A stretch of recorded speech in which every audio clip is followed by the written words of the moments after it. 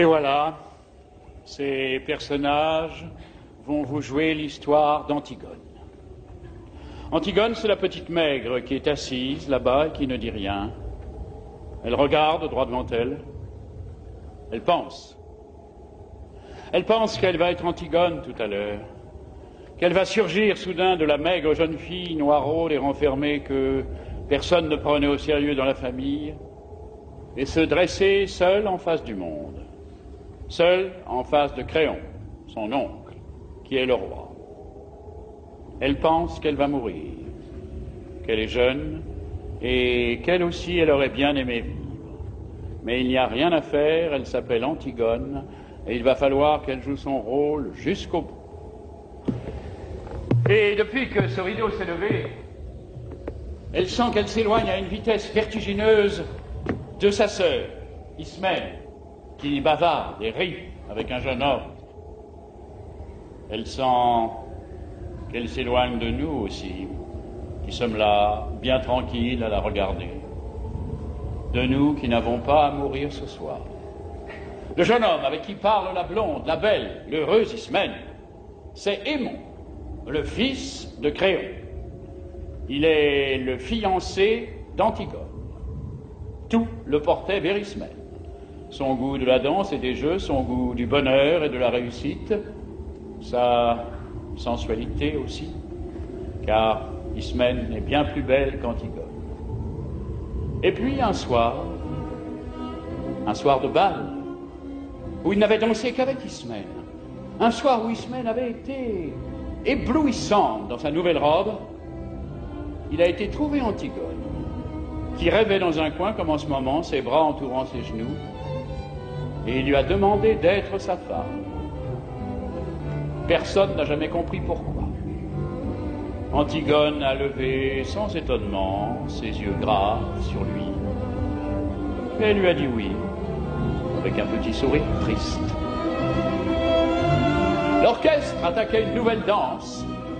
Ismène riait aux éclats là-bas, au milieu des autres garçons. Et voilà, maintenant lui, il allait être le mari d'Antigone.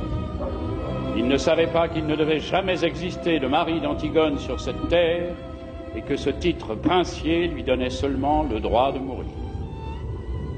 Cet homme, robuste, aux cheveux grisonnants, qui médite là, près de son page, c'est Créon, c'est le roi. Il a des rides, il est fatigué, il joue au jeu difficile de conduire les hommes.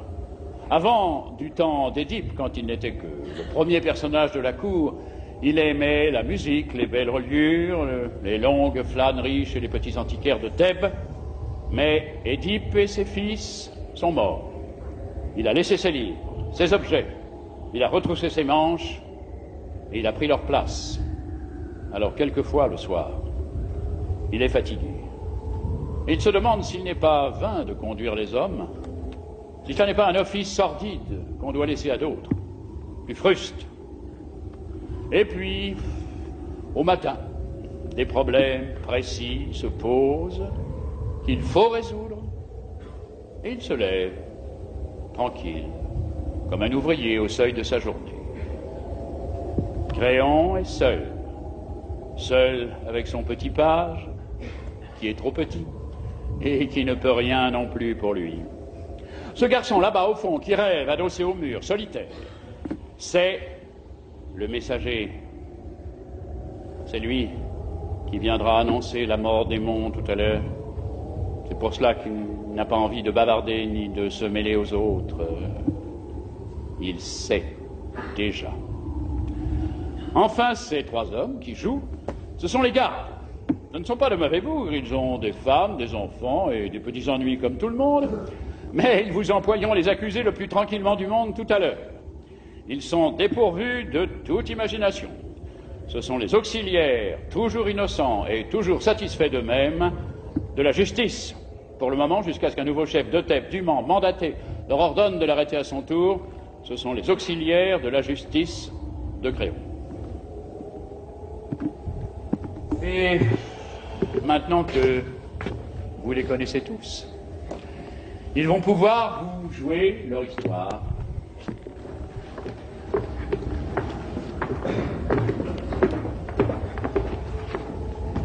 Elle commence au moment où les deux fils d'Édipe, Éthéocle et Polynice, qui devaient régner sur Thèbes 1 an chacun à tour de rôle, se sont battus et entretués sous les murs de la ville. Éthéocle, l'aîné, au terme de la première année de pouvoir, ayant refusé de céder la place à son frère. 7 grands princes étrangers que Polynice avait gagnés à sa cause ont été défaits devant les 7 portes de Thèbes. Maintenant, la ville est sauvée. Les 2 frères ennemis sont morts. Et Créon, le roi, a ordonné qu'à Éthéocle, le bon frère, il serait fait d'imposantes funérailles, mais que Polynice, le vaurien, le révolté, le voyou, serait laissé sans pleurs et sans sépulture, la proie des corbeaux et des chacals. Quiconque osera lui rendre les devoirs funèbres sera impitoyablement puni de mort.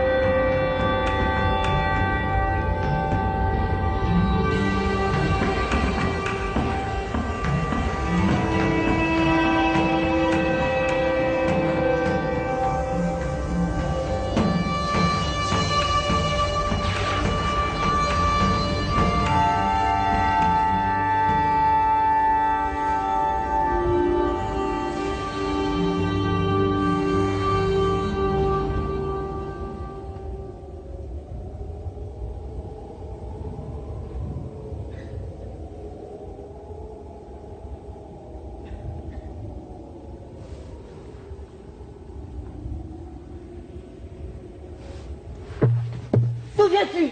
Chut. De me promener. Nourrice, c'était beau. Tout était gris. Maintenant, tu ne peux pas savoir, tout est déjà rose, jaune, vert. C'est devenu une carte postale. Il faut te lever plus tôt, Nourrice, si tu veux voir un monde sans couleur. Je me lève quand il fait encore noir. Je vais à ta chambre pour voir si tu ne t'es pas découverte en dormant. Et je ne te trouve plus dans ton lit. Le jardin dormait encore, je l'ai surpris, Nourrice. Je l'ai vu sans qu'il s'en doute. C'est beau, un jardin qui ne pense pas encore aux hommes. Tu es sortie. J'étais à la porte du fond, tu l'avais laissé entrebâillée. Dans les champs, c'était tout mouillé. Et cela attendait. Tout attendait. Je faisais un bruit énorme toute seule sur la route. Et j'étais gênée parce que je savais bien que c'était pas moi qu'on attendait. Alors j'ai enlevé mes sandales et je me suis glissée dans la campagne sans qu'elle s'en aperçoive. Il va falloir te laver les pieds avant de te remettre au lit. Je ne me recoucherai pas ce matin. À 4 heures.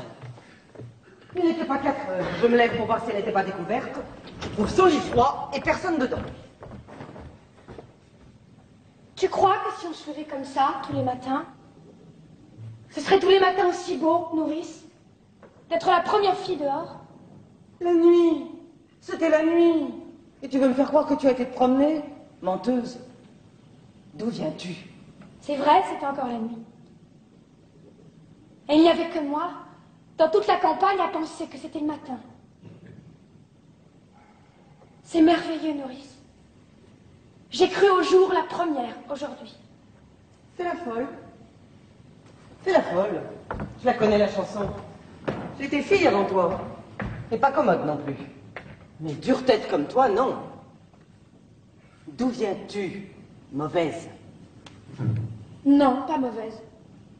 Tu avais un rendez-vous, hein? Dis non, peut-être.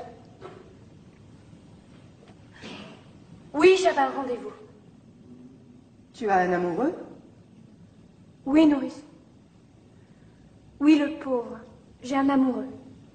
Ah, c'est du joli, c'est du propre. Toi, la fille d'un roi.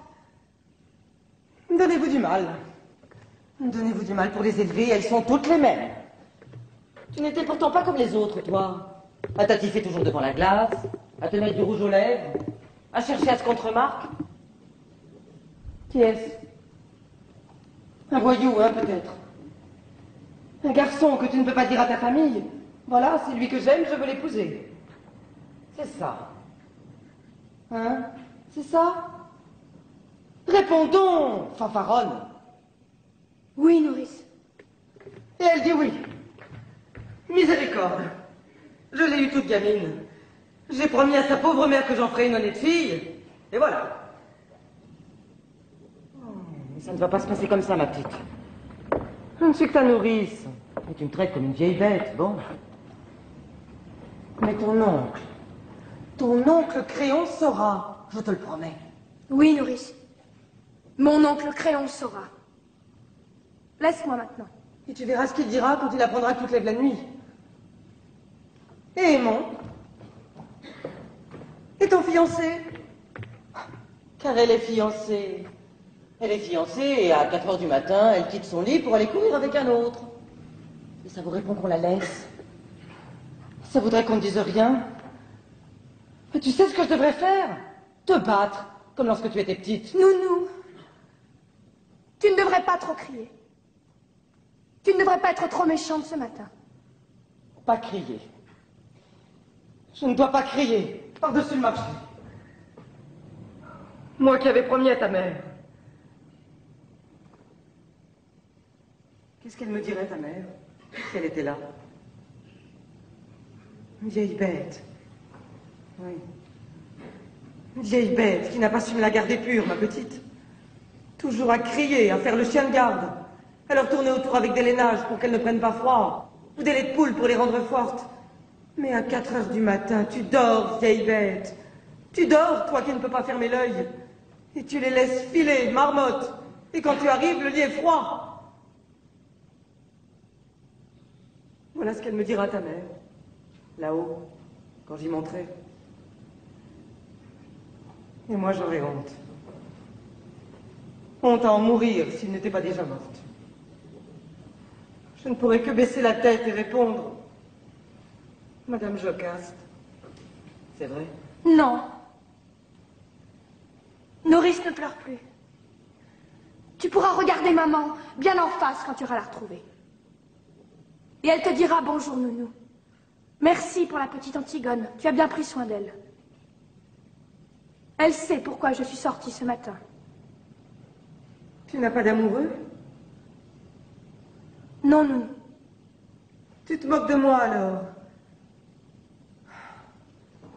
Oh, tu vois, je suis trop vieille. Tu étais ma préférée, malgré ton sale caractère. Ta sœur était plus douce. Je croyais que c'était toi qui m'aimais. Si tu m'aimais, tu m'aurais dit la vérité. Pourquoi ton lit était-il froid quand je suis venue te border? Nounou, je suis pure. Je n'ai pas d'autre amoureux qu'Aimon, mon fiancé, je te le jure. Je peux même te jurer, si tu veux, que je n'aurai jamais d'autre amoureux. Garde tes larmes. Garde tes larmes. Tu en auras peut-être besoin encore, nounou.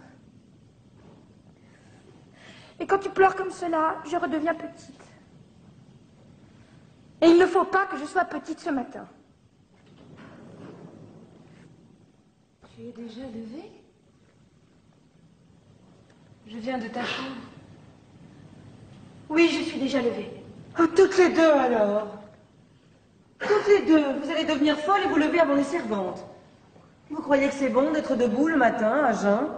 Que c'est convenable pour des princesses? Oh, vous n'êtes seulement pas couvertes. Oh non, vous allez voir que vous allez encore me prendre mal. Laisse-nous, nourrice. Il ne fait pas froid, je t'assure, c'est déjà l'été. Va nous faire du café.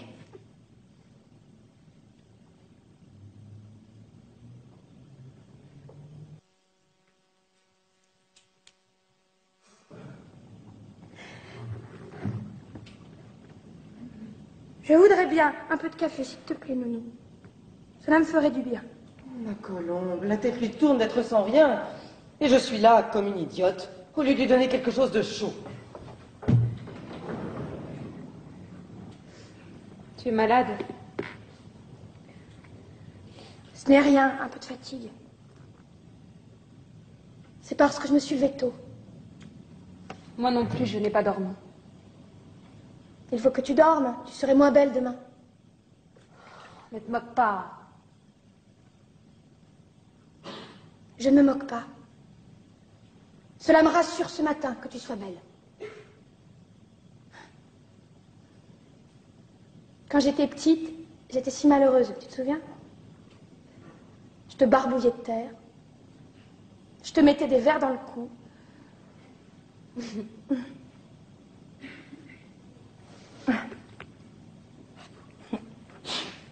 Une fois, j'étais attachée à un arbre et je t'ai coupé tes cheveux.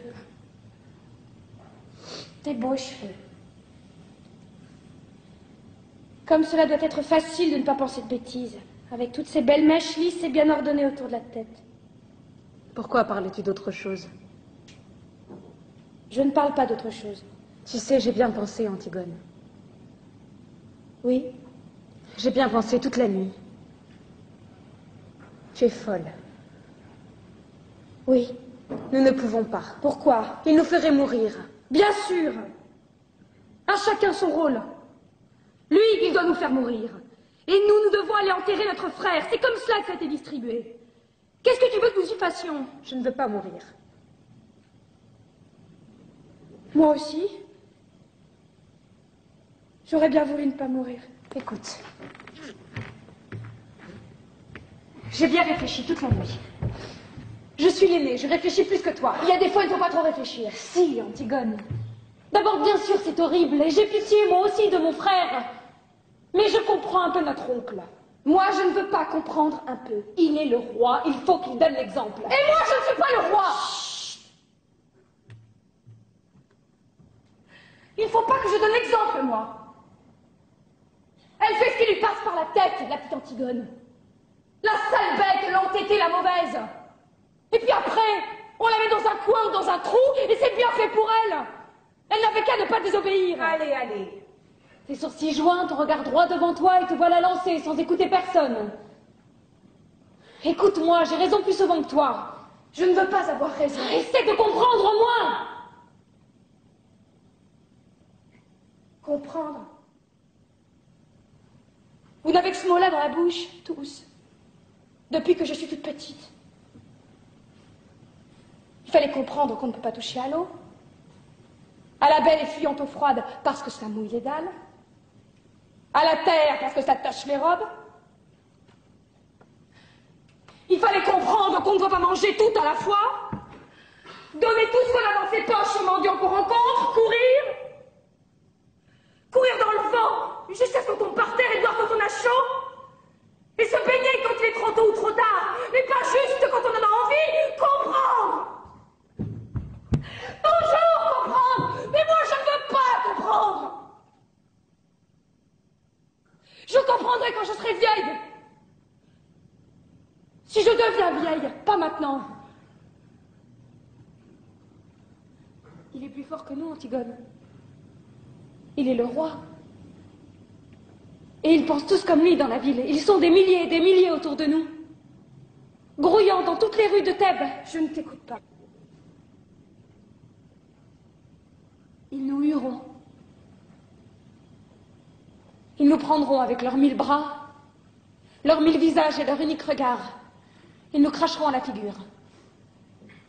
Et il faudra avancer dans leur haine, sur la charrette, avec leur odeur et leur rire, jusqu'au supplice. Et souffrir? Il faudra souffrir. Sentir que la douleur monte, qu'elle est arrivée au point où on ne peut plus la supporter, qu'il faudrait qu'elle s'arrête, mais qu'elle continue pourtant et monte encore, comme une voix aiguë. Oh, je ne peux pas. Je ne peux pas. Comme tu as bien tout pensé.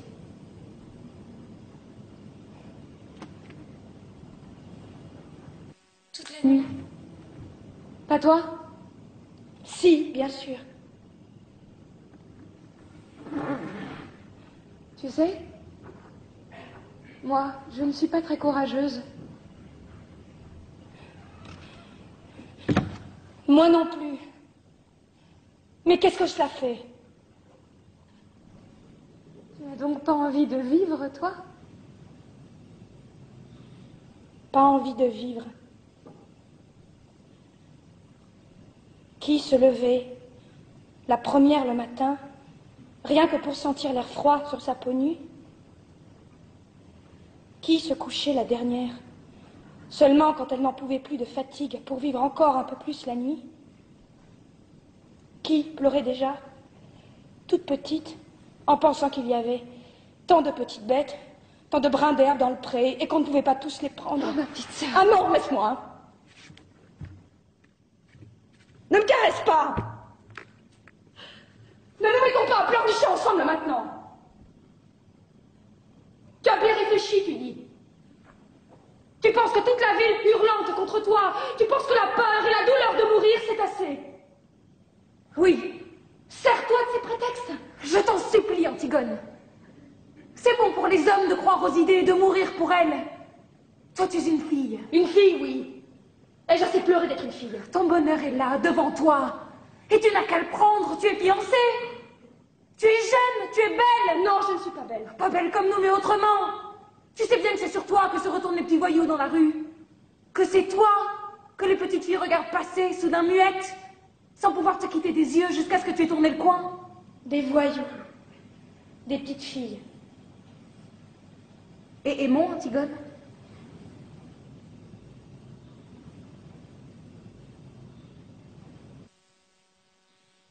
Je parlerai tout à l'heure à Aimon.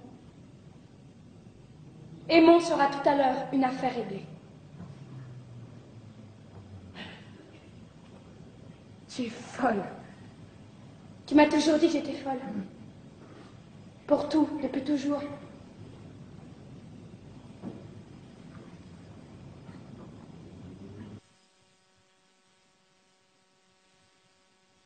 Va te recoucher, Ismaël. Il fait jour maintenant, tu vois. Et de toute façon, je ne pourrai rien faire. Mon frère mort est maintenant entouré d'une garde exactement comme s'il avait réussi à se faire roi.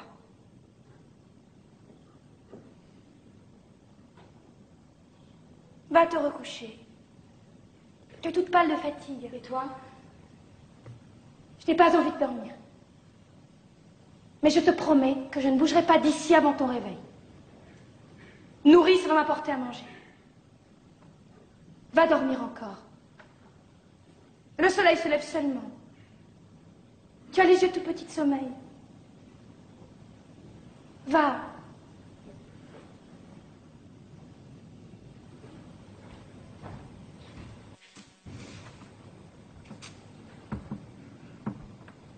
Je te convaincrai, n'est-ce pas? Je te convaincrai, tu me laisseras te parler encore. Je te laisserai me parler encore, oui. Je vous laisserai tous me parler. Va dormir maintenant, je t'en prie.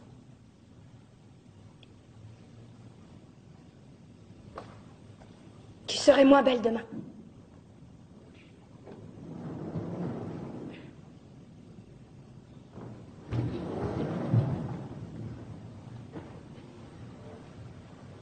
Pauvre Ismène.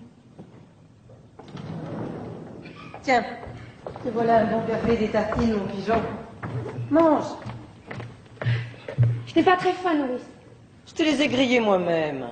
Et beurrés comme tu les aimes. Tu es gentil, Nounou. Je vais seulement boire un peu.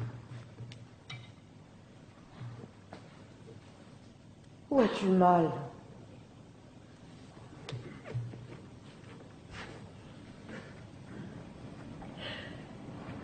Nulle part, Nounou.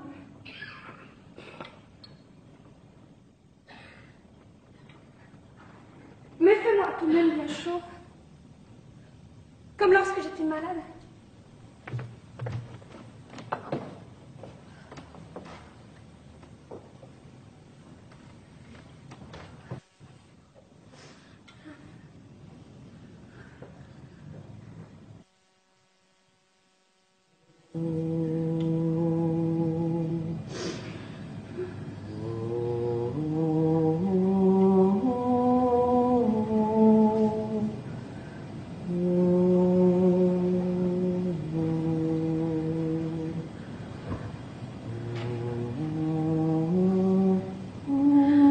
Nounou plus forte que la fièvre.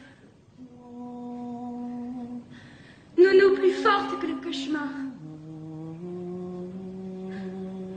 Plus forte que l'ombre de l'armoire qui ricane et se transforme de heure sur le mur. Plus forte que les mille insectes du silence qui rongent quelque chose quelque part dans la nuit. Plus forte que la nuit elle-même, avec ce ululement de folle qu'on n'entend pas. Nounou plus forte que la mort. Donne-moi ta main, comme lorsque tu restes à côté de mon lit. Et qu'est-ce que tu as, ma petite colombe?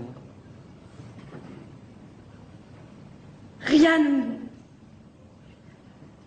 Je suis seulement encore un peu petite pour tout cela.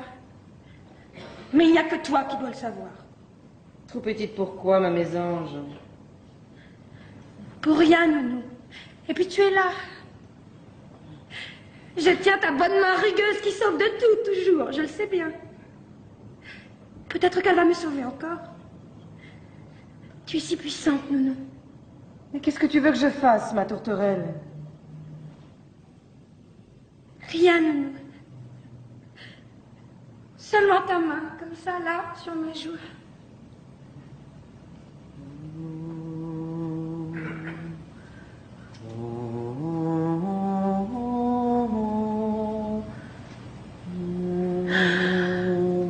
Voilà, je n'ai plus peur. Ni du méchant ogre, ni du marchand de sable. Ni de Taou qui passe et emmène les enfants.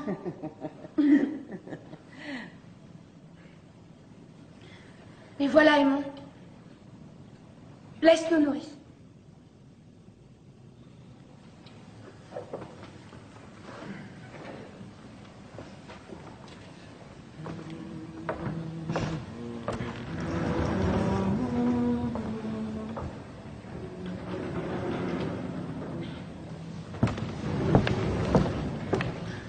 Pardon, Aimon. Pour notre dispute d'hier soir et pour tout, c'est moi qui avais tort. Je te prie de me pardonner. Tu sais bien que je t'avais pardonné à peine avais-tu claqué la porte. Ton parfum était encore là et je t'avais déjà pardonné. À qui l'avais-tu volé ce parfum? À Ismaël. Et le rouge à lèvres, la poudre, la belle robe? Aussi. En quel honneur t'étais-tu faite si belle? Je te le dirai.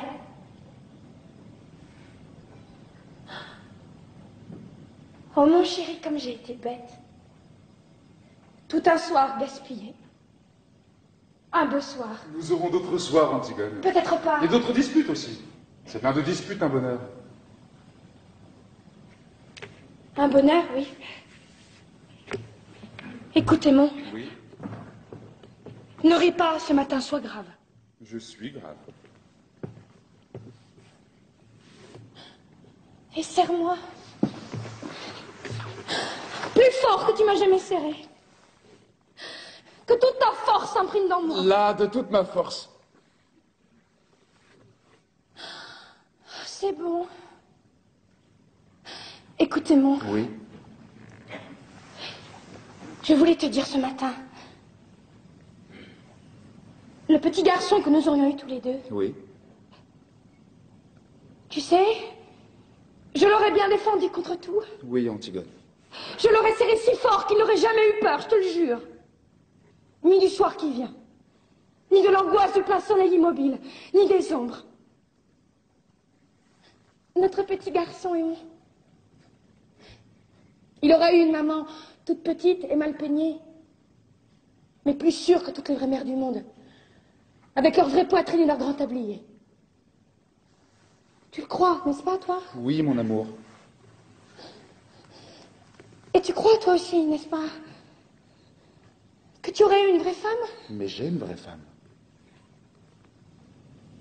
Tu m'aimais, non? Tu m'aimais? Tu en es bien sûr ce soir-là?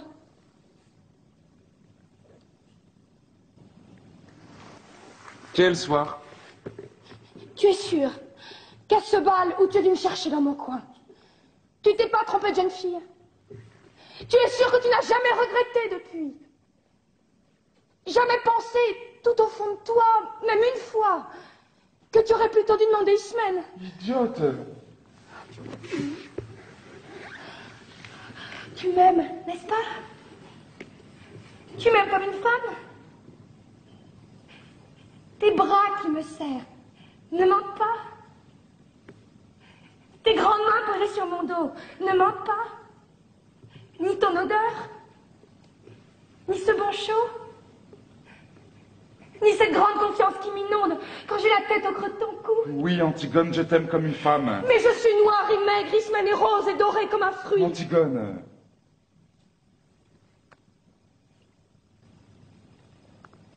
Je suis rouge de honte. Mais il faut que je sache ce matin. Dis la vérité, je t'en prie. Quand tu penses que je serai à toi, est-ce que tu sens, au milieu de toi, comme un grand trou qui se creuse, comme quelque chose qui meurt? Oui, Antigone.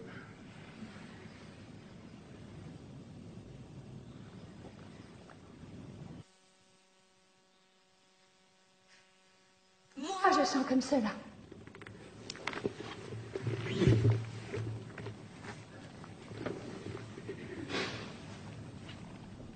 Et je voulais te dire que j'aurais été très fière d'être ta femme. Ta vraie femme, sur qui tu aurais posé ta main le soir en t'asseyant, sans penser, comme sur une chose bien à toi. Voilà, maintenant, je vais te dire encore 2 choses. Et quand je te les aurai dites, il faudra que tu sortes sans me questionner. Même si elles te paraissent extraordinaires, même si elles te font de la peine.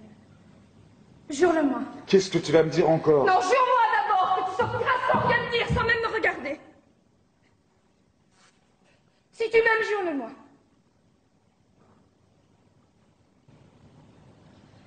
Tu vois comme je te le demande.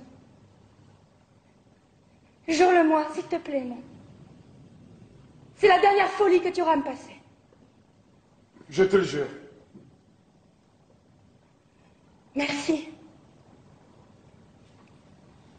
Alors voilà. Hier d'abord.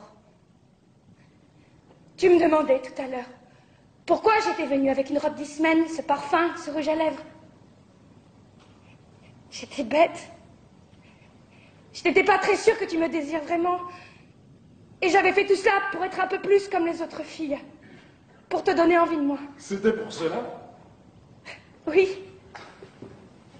Et tu as ri. Et nous nous sommes disputés. Et mon mauvais caractère a été le plus fort, je me suis sauvée.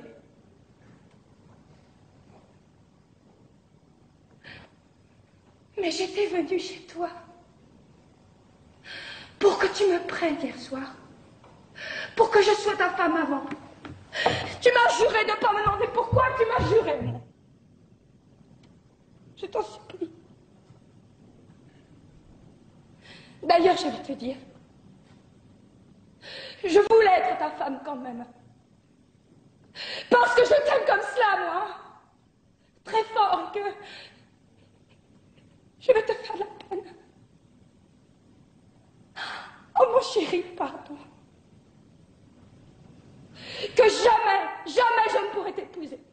me l'as juré, non? Sors, sors tout de suite. Si tu pars, si tu fais un seul pas vers moi, je me jette par cette fenêtre, je te le jure, Emma. Je te le jure sur la tête du petit garçon que nous avons eu tous les deux en rêve. Du seul petit garçon que j'aurai jamais. Pars maintenant. Pars vite. Tu sauras demain. Tu sauras tout à l'heure.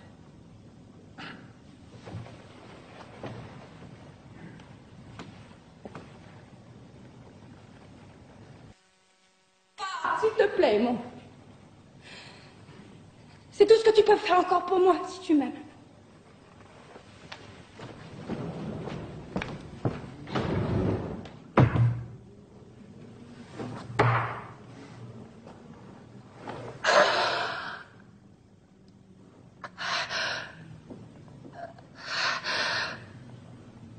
Voilà.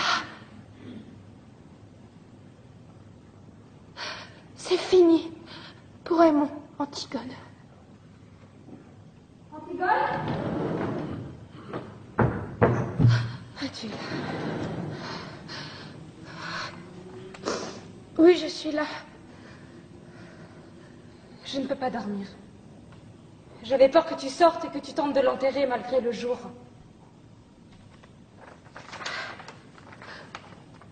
Antigone, ma petite sœur, nous sommes tous là, autour de toi. Aimons-nous, nous et moi. Nous t'aimons et nous sommes vivants, nous. Nous avons besoin de toi.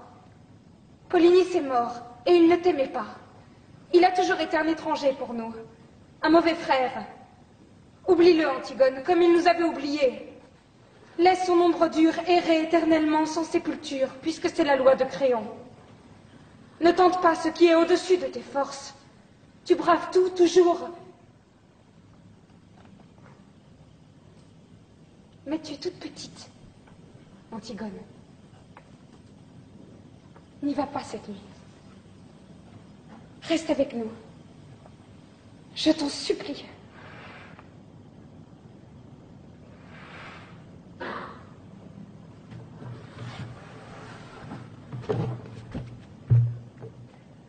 C'est trop tard. Ce matin, quand tu m'as rencontré, j'en venais.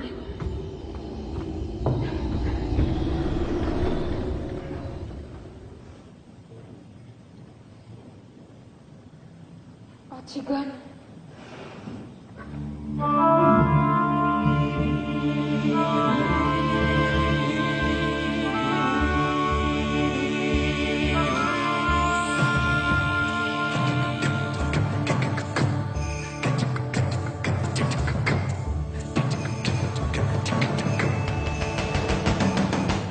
Un garde, dis-tu? Un de ceux qui gardent le cadavre?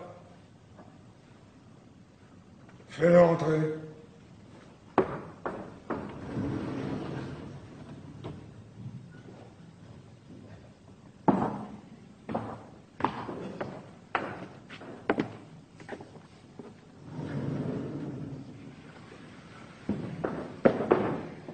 Garde Jonas de la 2e compagnie.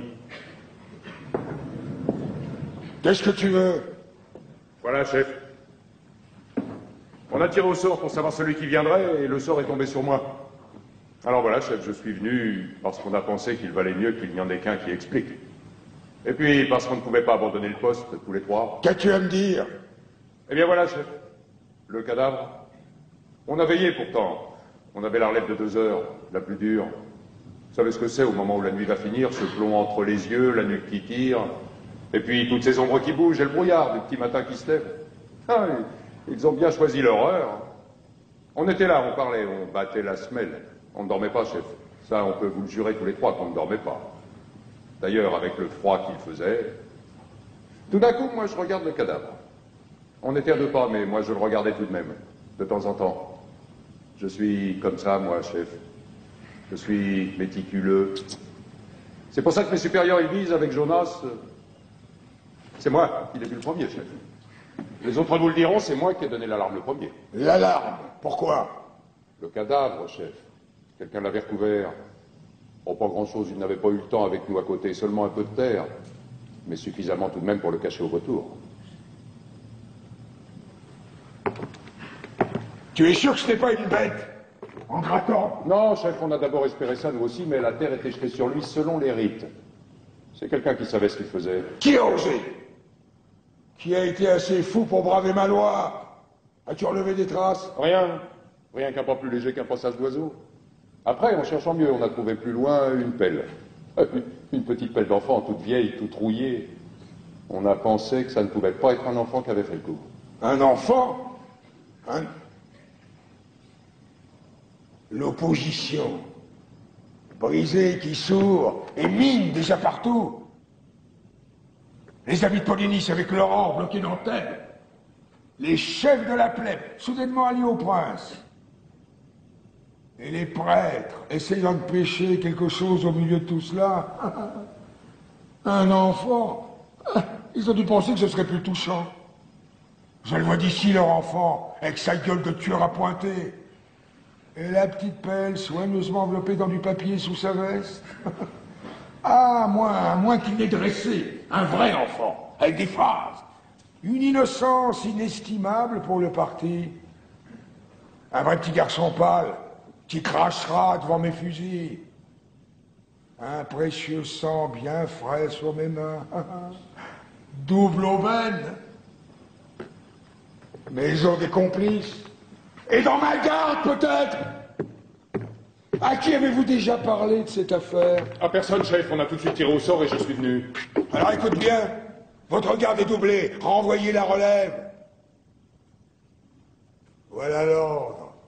Je ne veux que vous près du cadavre. Et pas un mot. Vous êtes tous coupables d'une négligence, vous serez punis, de toute façon. Mais si tu parles, si le bruit court dans la ville qu'on a recouvert le cadavre de Polynice, alors vous mourrez, tous les trois. On n'a pas parlé, chef, je vous le jure. Mais moi, j'étais ici. Et peut-être que les autres, ils l'ont déjà dit à l'Arlène. Chef, j'ai 2 enfants. Il y en a un qui est tout petit. Vous témoignerez pour moi que j'étais ici, chef, devant le conseil de guerre. J'étais ici, moi, avec vous. J'ai un témoin. Si on a parlé, ce sera les autres, ou ce sera pas moi. J'ai un témoin, moi. Alors va vite. Si personne ne sait, tu vivras.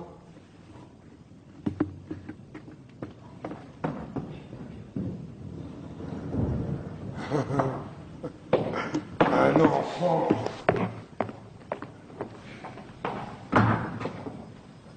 Tu mourrais, toi, pour moi? Tu crois que tu irais avec ta petite pelle? Ah, bien sûr.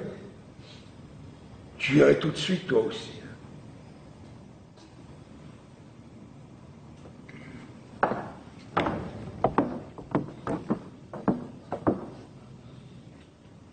Un enfant.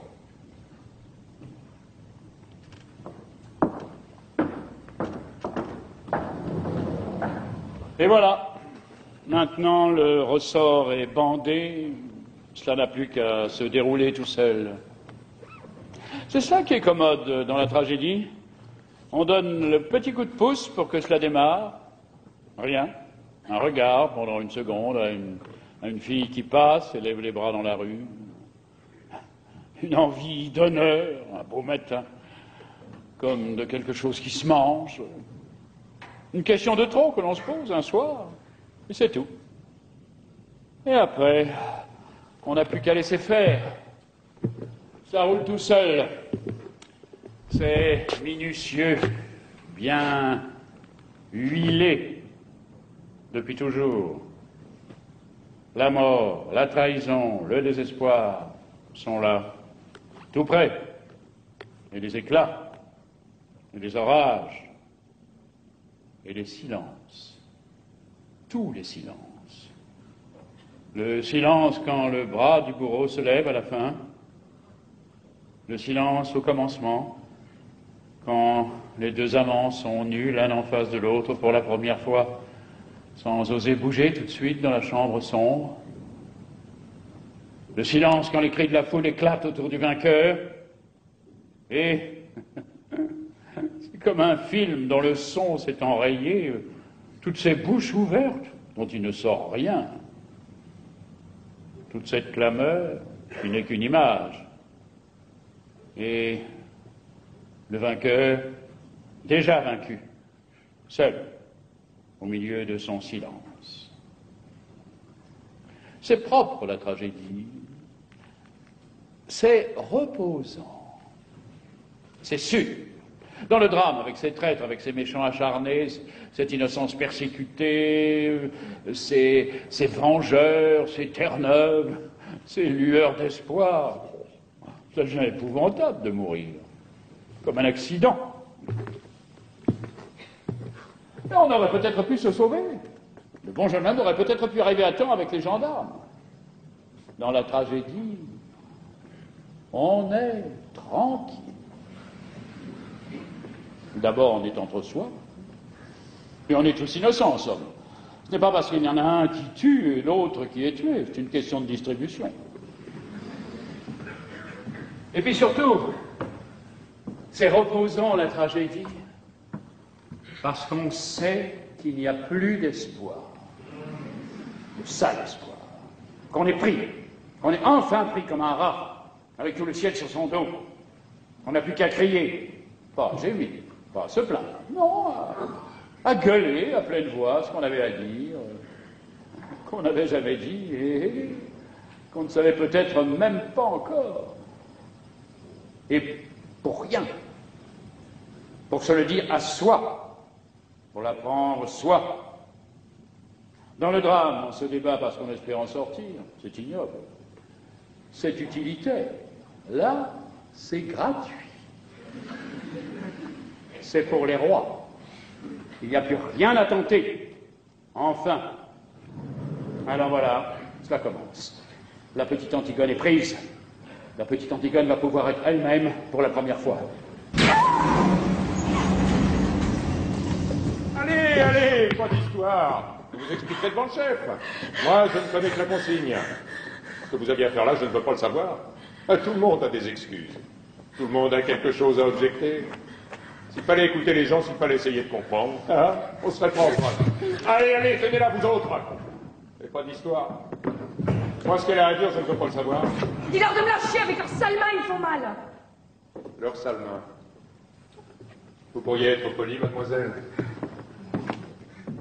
Moi, je suis poli. Dis-leur de me lâcher. Je suis la fille d'Édipe, je suis Antigone, je ne me sauverai pas. La fille d'Édipe. Oui. Les putains qu'on ramasse à la garde de nuit, elles disent aussi de se méfier. Quels sont la bonne avis du préfet de police? Je veux bien mourir, mais pas qu'il me touche. Et les cadavres, dis. Et la terre. Ça ne te fait pas peur à toucher? Tu dis leurs sales mains?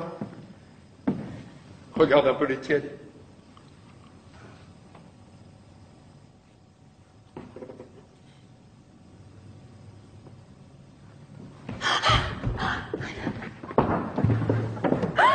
On t'avait pris cet appel? Il a fallu que tu en fasses avec tes ongles la deuxième fois. Ah, cette audace. Je tourne le dos une seconde, je te demande une chic, allez, le temps de me la caler dans la joue, le temps de dire merci. Elle était là, à gratter comme une petite hyène. Et en plein jour. Et c'est qu'elle se débattait, cette garce, quand j'ai voulu la prendre. C'est qu'elle voulait me sauter aux yeux. Hein. Elle criait qu'il fallait qu'elle finisse.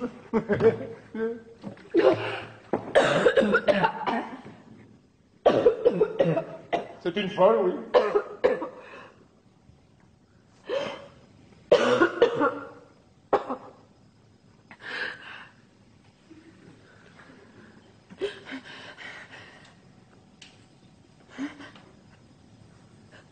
Je voudrais m'asseoir un peu. S'il vous plaît. C'est bon qu'elle s'asseye. Mais n'en lâchez pas, vous autres.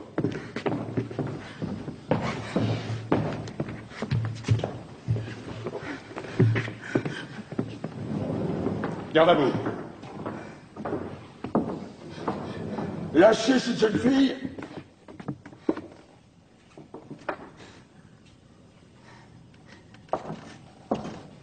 Qu'est-ce que c'est? C'est le piquet de garde, chef. On est venu avec les camarades. Qui garde le corps? On a appelé la relève, chef. Je t'avais dit de la renvoyer. Je t'avais dit de ne rien dire. On n'a rien dit, chef. Mais comme on a arrêté celle-là, on a pensé qu'il fallait qu'on vienne. Et cette fois, on n'a pas tiré au sort. On est venus tous les trois. Imbécile.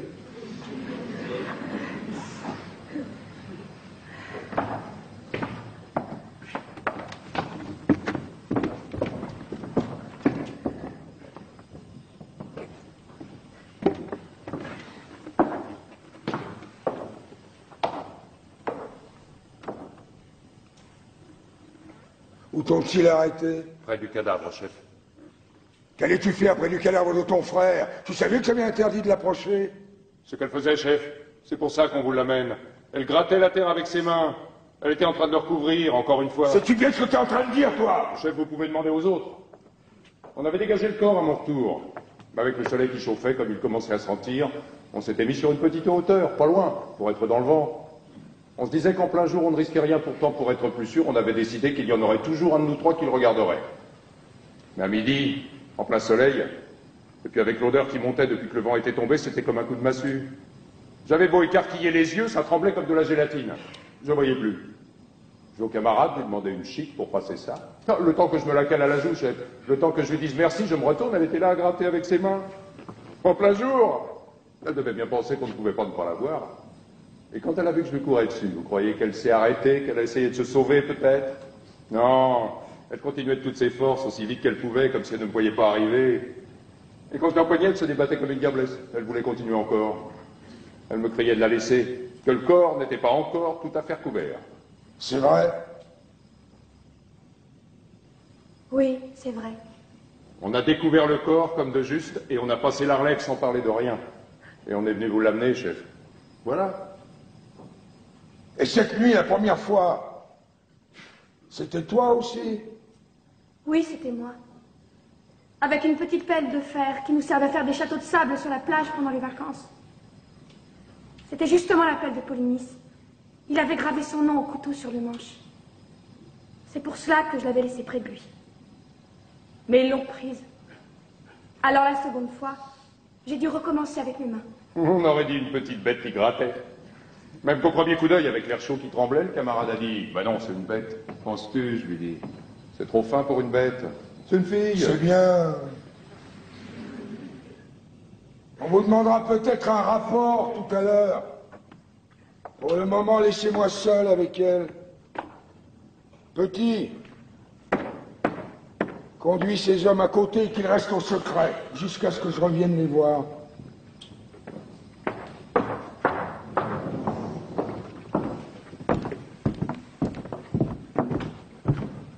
Faut-il lui mettre les menottes, chef? Non.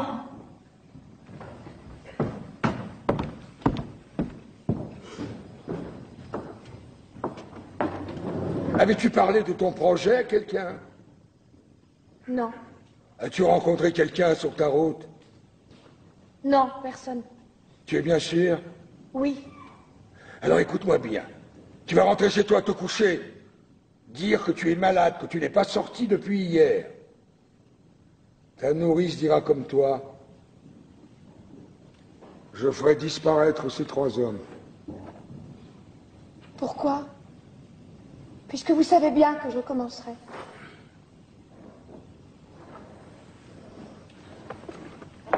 Pourquoi tu tentais d'enterrer ton frère?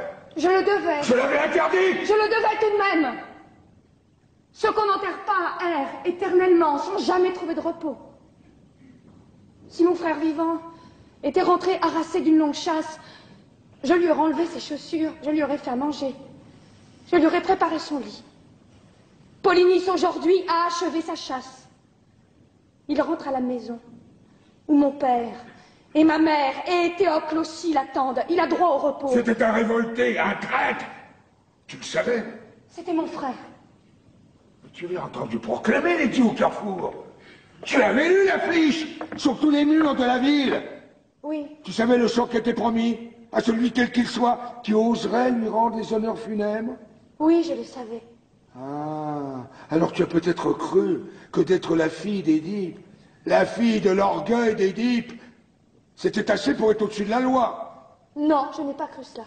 La loi est d'abord faite pour toi, Antigone. La loi est d'abord faite pour les filles des rois.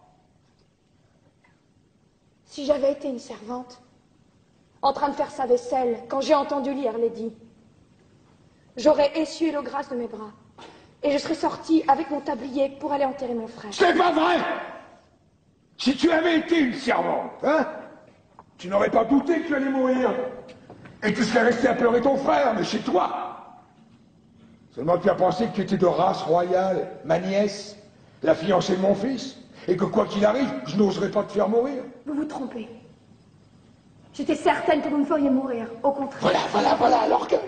L'orgueil d'Édipe, tu es l'orgueil d'Édipe.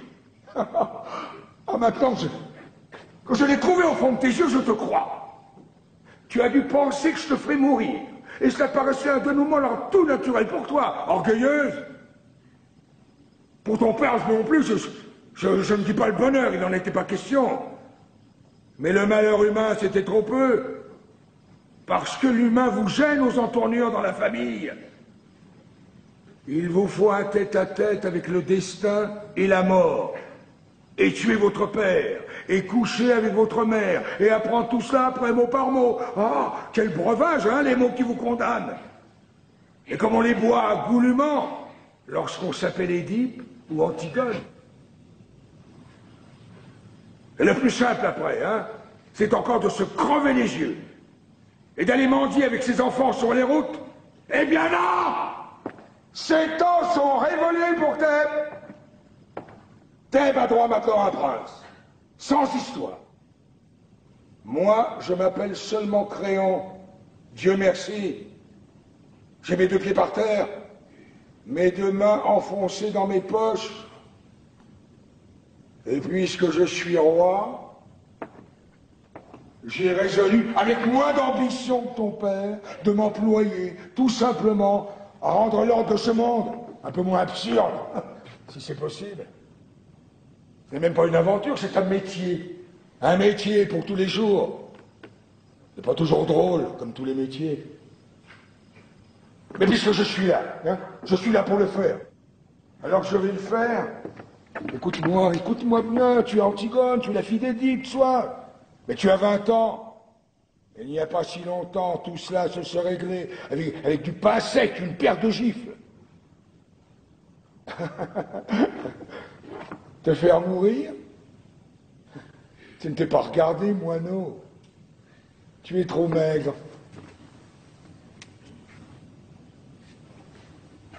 Tu vas rentrer chez toi tout de suite faire ce que je t'ai dit. Te taire. Je me charge du silence des autres.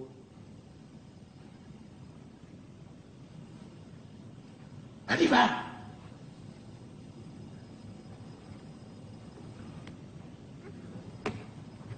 Non! Ne me foudroie pas comme ça du regard. Hein? Tu me prends pour une brute, c'est entendu.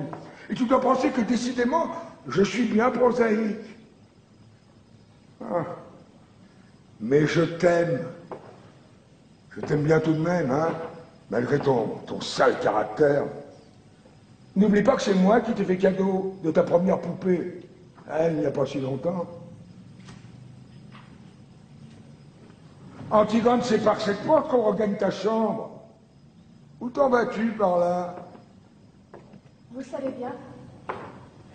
Quel jeu joues-tu? Je ne joue pas. Tu ne comprends donc pas que si quelqu'un d'autre que ces trois brutes sait tout à l'heure ce que tu as tenté de faire, moi, je serais obligé de te faire mourir. Mais si tu te tais maintenant, si tu renonces à cette folie, j'ai une chance de te sauver, mais je ne l'aurai plus dans 5 minutes. Il faut que j'aille enterrer mon frère, que ces hommes ont découvert. Tu irais refaire ce geste absurde. Mais il y a une autre garde autour du corps de Polynice, et même si tu parviens à le recouvrir encore, on dégagera son cadavre, tu le sais bien. Que peux-tu donc sinon t'ensanglanter encore les ongles? Te faire prendre? Rien d'autre que cela, je le sais. Mais cela, du moins, je peux. Et il faut faire ce que l'on peut. Tu y crois donc vraiment, toi, cet enterrement dans les règles, à cette ombre de ton frère condamné à errer toujours, si on ne jette pas sur le cadavre un petit peu de terre avec la formule du prêtre? Tu l'auras déjà entendu, tu l'as récité au prêtre de Thèbes, la formule. Tu as vu ces pauvres têtes d'employés fatigués, écourtant les gestes, avalant les mots, bâclant ce mort pour en prendre un autre avant le repas de midi? Oui, je les ai vus.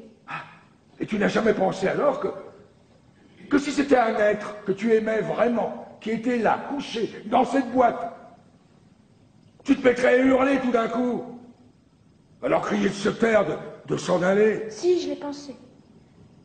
Et tu risques la mort maintenant parce que j'ai refusé à ton frère ce passeport dérisoire, ce bredouillage en Syrie sur sa dépouille, cette pantomime dont tu aurais été la première à avoir honte et mal si on l'avait joué.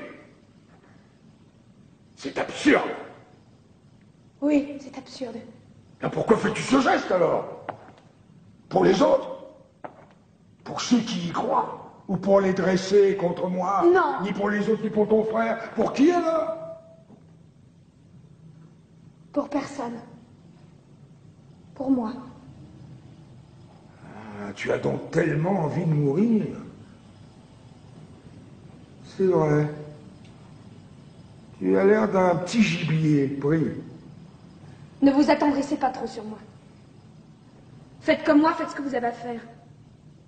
Mais si vous êtes un être humain, faites-le vite. Voilà tout ce que je vous demande. Je n'aurai pas du courage éternellement, c'est vrai.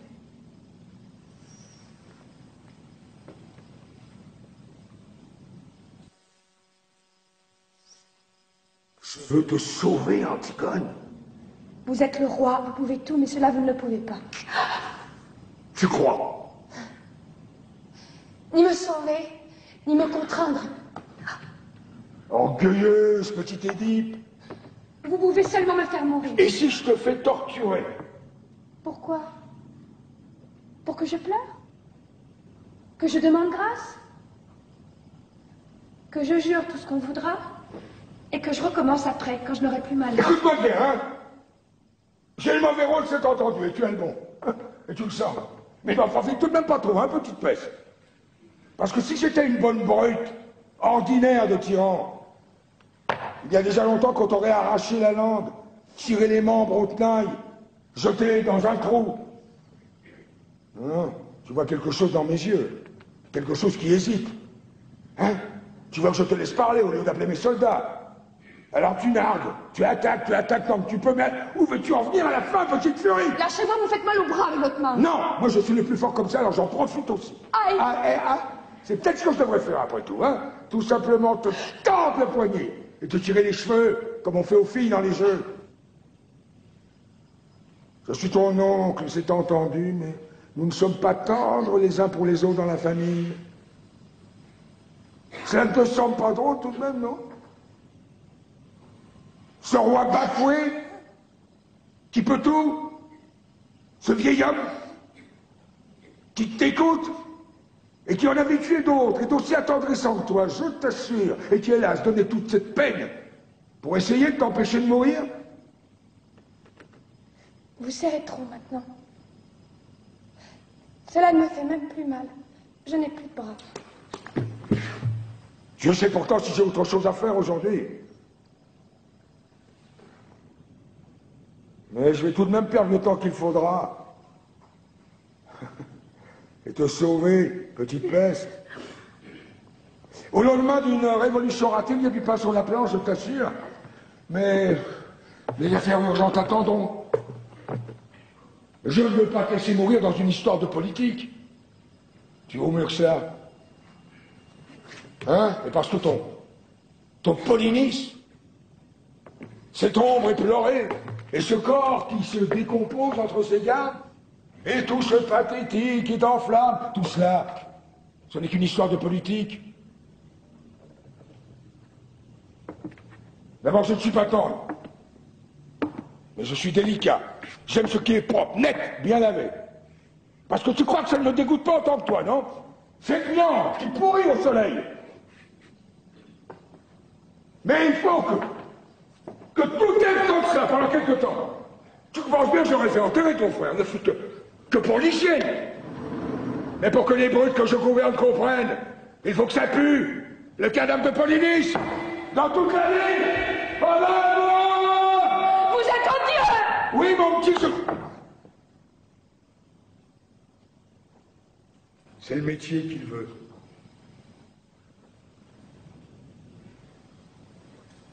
Ce qu'on peut discuter, c'est s'il faut le faire ou ne pas le faire. Mais si on le fait, il faut le faire comme ça.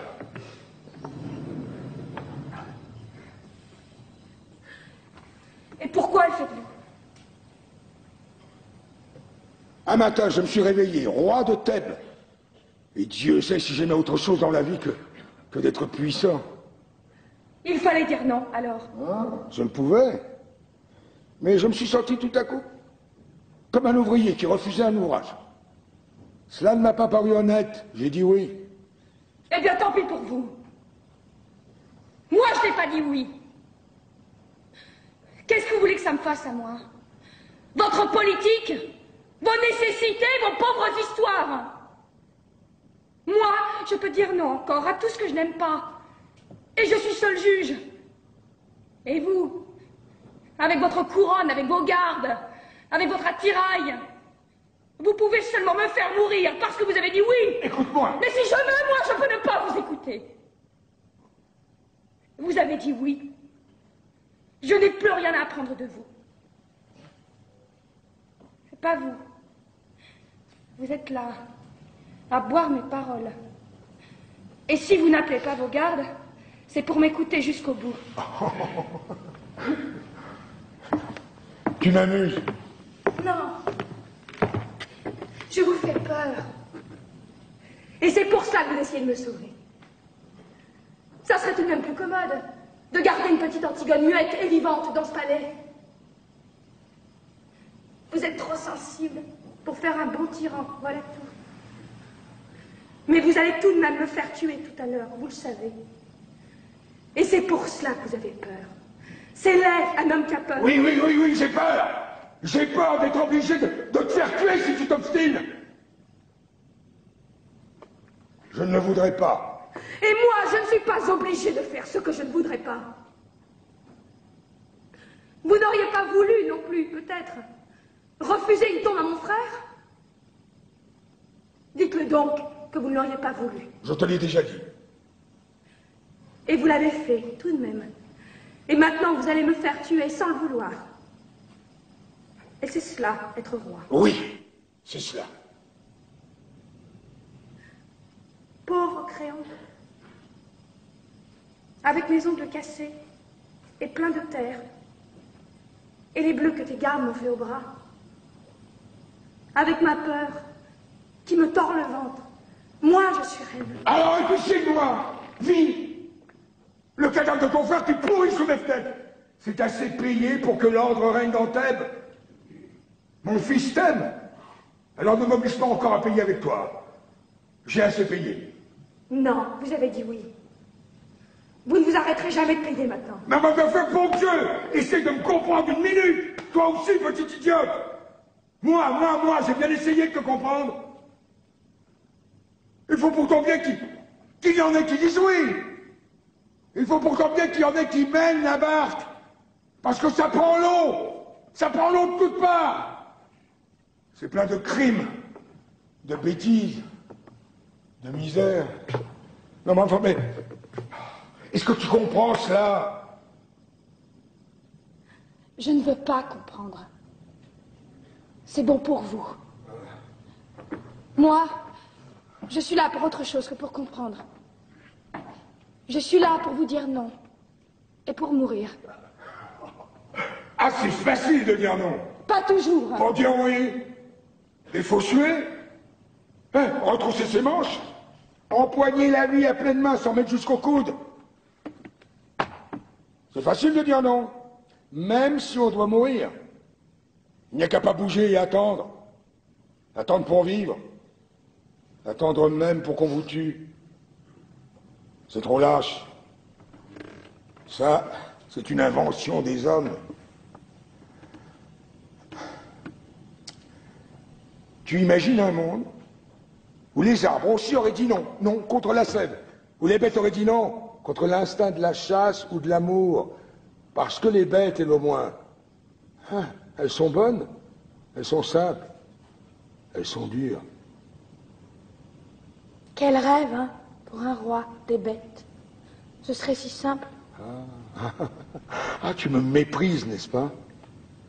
Ah, c'est drôle. Je l'ai souvent imaginé, ce dialogue avec un petit jeune homme pâle qui aurait essayé de me tuer, et dont je ne pourrais rien tirer après que du mépris. Mais je ne pensais pas que ce serait avec toi et pour quelque chose d'aussi bête. Alors, écoute-moi tout de même pour la dernière fois. Mon rôle n'est pas bon, mais c'est mon rôle et je vais te faire tuer. Seulement avant, je voudrais que toi aussi tu sois bien sûr du tien. Parce que tu sais pourquoi tu vas mourir, Antigone.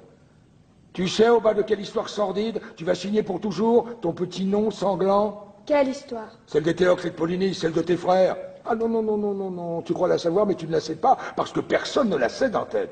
Que moi. Mais il me semble que toi, ce matin, tu as aussi le droit de l'apprendre. Et ce n'est pas bien beau, tu vas voir.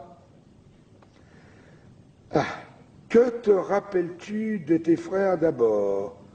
Deux compagnons de jeu qui te méprisaient sans doute, te cassaient tes poupées en se chuchotant éternellement des mystères à l'oreille l'un de l'autre pour te faire enrager. C'était des grands. Ah. Alors après, tu as dû les admirer avec leurs premières cigarettes, leurs premiers pantalons longs, et puis ils ont commencé à sortir le soir, hein, à sentir l'homme. Alors là, après, ils ne t'ont plus regardé du tout. J'étais une fille. Tu voyais bien pleurer ta mère, ton père se mettre en colère à leur retour. Tu entendais claquer les portes et leur ricanement dans les couloirs. Et ils passaient devant toi, goguenard, veulent, ils sentaient le vin. Une fois, je m'étais cachée derrière une porte. C'était le matin, nous venions de nous lever et eux, ils rentraient. Polynice m'a vu. Il était pâle, les yeux brillants, et si beau dans son vêtement du soir. Il m'a dit, tiens, tu es là, toi. Et il m'a donné une grande fleur de papier qu'il avait rapportée de sa nuit. Ah. Et tu l'as conservée, n'est-ce pas, cette fleur? Et hier, avant de t'en aller, tu as ouvert ton tiroir, tu l'as regardée longtemps, pour te donner du courage.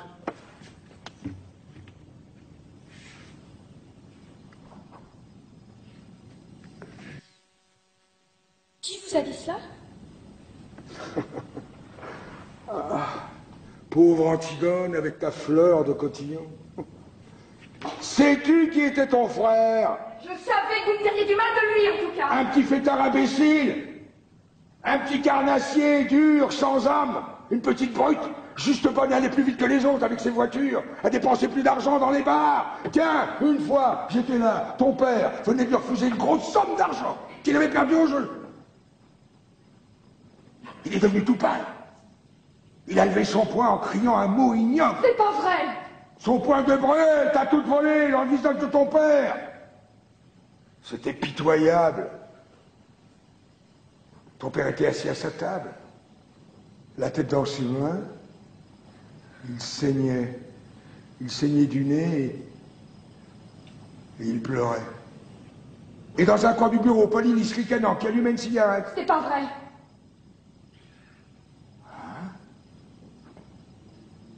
Tu ne te rappelles plus. Tu avais 12 ans. Vous ne l'avez pas revu pendant longtemps après. C'est vrai ça? Oui, c'est vrai. C'était après cette dispute. Ton père n'a pas voulu le faire juger. Alors il s'est engagé dans l'armée argienne. Et dès qu'il a été chez les Argiens, la chasse à l'homme a commencé contre ton père, contre ce vieil homme qui ne se décidait pas à mourir, à lâcher son royaume.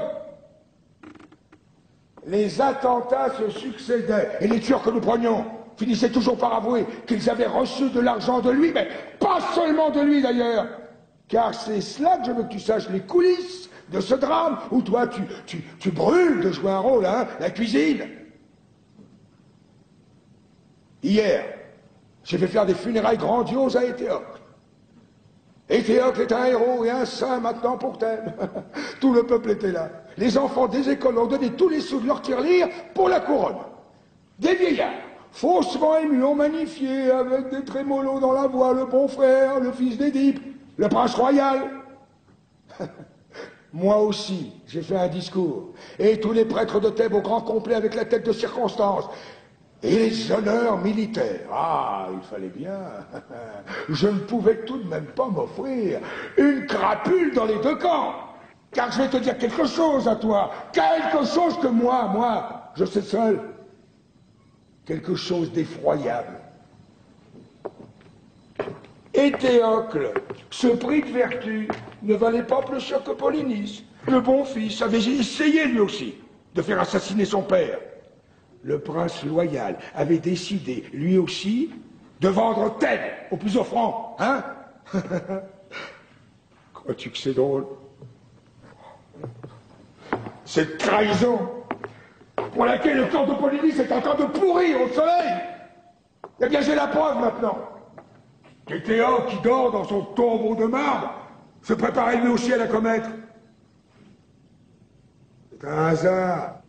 Si Polynice a réussi son coup avant lui, nous avions affaire à deux larrons en foire qui se trompaient l'un l'autre en nous trompant, et qui se sont égorgés l'un et l'autre, comme deux petits voyous qu'ils étaient pour un règlement de compte.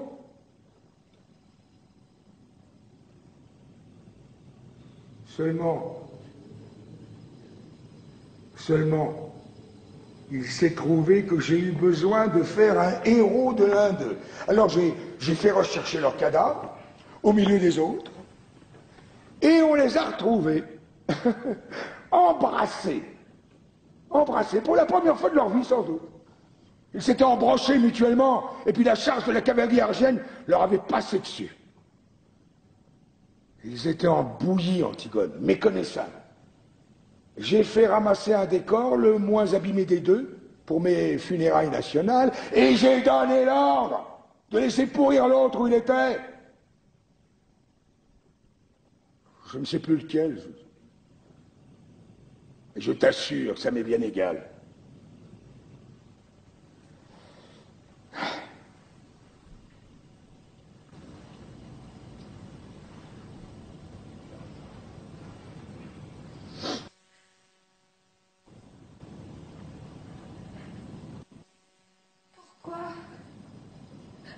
M'avez-vous raconté cela? Valait-il mieux te laisser mourir dans cette pauvre histoire? Peut-être. Moi, je croyais.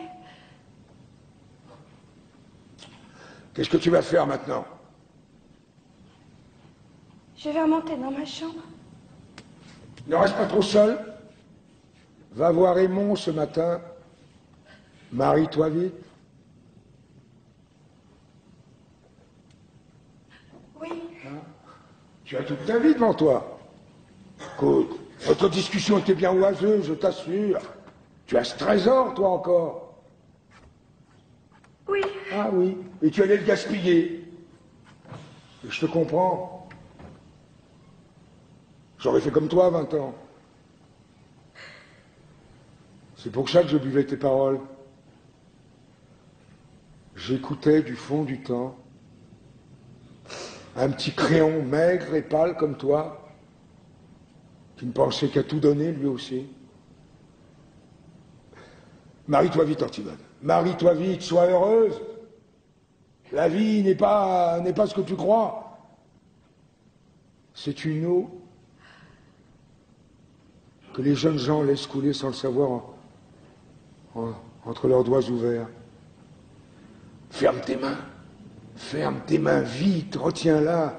Tu verras, ça deviendra quelque chose de... une petite chose, dure et simple qu'on grignote assis au soleil. Les autres te diront que ce n'est pas vrai parce qu'ils ont besoin de ta force, de ton élan. Alors ne les écoute pas. Ne m'écoute pas lorsque je ferai mon prochain discours devant le tombeau de Théocle parce que ce ne sera pas vrai. Rien n'est vrai que ce qu'on ne dit pas. Tu l'apprendras toi aussi, mais trop tard. La vie, c'est un livre qu'on aime. C'est un enfant qui joue à vos pieds. C'est un outil qu'on tient bien dans sa main. C'est un banc pour se reposer le soir devant sa maison. Tu vas me mépriser encore, mais tu verras. De découvrir cela,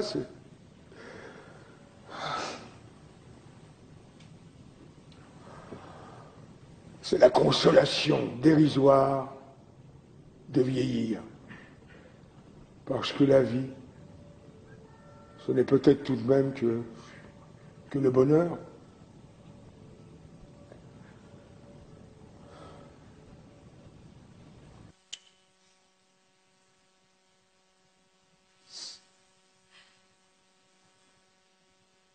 Le bonheur?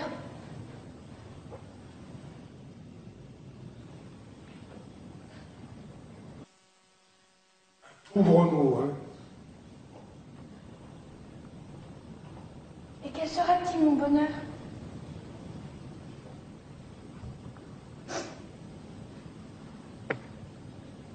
Quelle femme heureuse deviendra-t-elle la petite Antigone? Quelle pauvreté faudra-t-il qu'elle fasse, elle aussi, jour par jour, pour arracher avec ses dents son petit lambeau de bonheur? Dites, à qui devra-t-elle mentir? À qui sourire? À qui se vendre? Qui devra-t-elle laisser mourir en détournant le regard? Mais tu es folle! Tais-toi! Non, je ne me tairai pas! Je veux savoir comment je m'y prendrai, moi aussi, pour être heureuse. Et tout de suite, puisque c'est tout de suite qu'il faut choisir. Vous dites que c'est si beau, la vie. Je veux savoir comment je m'y prendrai pour vivre. Tu aimes Aimon. Oui, j'aime Aimon. J'aime un Aimon dur et jeune. Un Aimon exigeant et fidèle comme moi. Mais si votre vie, votre bonheur, doit passer sur lui avec leur usure, si Aimon ne doit plus pâlir quand je pâlis, s'il ne doit plus me croire morte quand je suis en retard de 5 minutes, s'il ne doit plus se sentir seul au monde et me détester quand je ris sans qu'il sache pourquoi, s'il doit devenir près de moi le monsieur Aimon, s'il doit apprendre à dire oui lui aussi, alors je n'ai plus Aimon. Tu ne sais plus ce que tu dis. Tais-toi. Oh, si je sais ce que je dis. Seulement c'est vous qui ne m'entendez plus. Je vous parle de trop loin maintenant. D'un royaume où vous ne pouvez plus entrer avec vos rides, votre sagesse, votre ventre. Je ris, Créon.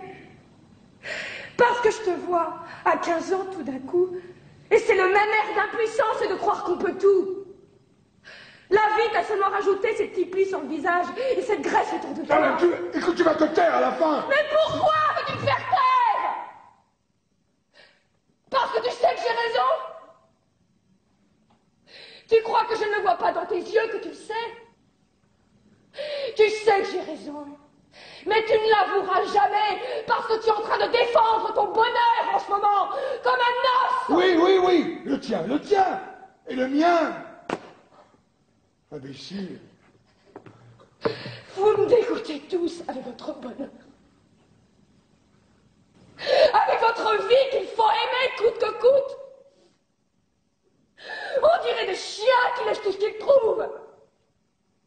Et cette petite chance pour tous les jours, si on n'est pas trop exigeant. Mais moi, je veux tout. Et tout de suite. Et que ce soit entier, ou alors je refuse. Je ne veux pas être modeste, moi, et me contenter d'un petit morceau si j'ai été bien sage. Je veux être sûre de tout, aujourd'hui. Et que ce soit aussi beau que quand j'étais petite, ou mourir. Voilà. Tu commences. Commence comme ton père. Comme mon père. Comme mon père, oui. Nous sommes de ceux qui posent des questions jusqu'au bout. Jusqu'à ce qu'il ne reste plus la plus petite chance d'espoir vivante. La plus petite chance d'espoir à étrangler. Nous sommes de ceux qui lui sautent dessus quand il le rencontre, votre espoir. Votre cher espoir. Votre seul espoir. Et toi? Mais si tu voyais ta tête, en criant ces mots. Mais tu es laide.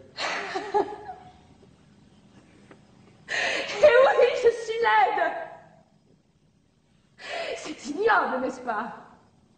Ces cris, ces sursauts, cette tête de chiffonnier. Papa n'est devenu beau qu'après. Quand il a été bien sûr enfin qu'il avait tué son père, que c'était bien avec sa mère qu'il avait couché et que rien, plus rien ne pourrait le sauver. Alors il s'est calmé tout d'un coup. Il a eu comme un sourire et il est devenu beau, c'était fini. Il n'a plus qu'à fermer les yeux pour ne plus vous voir.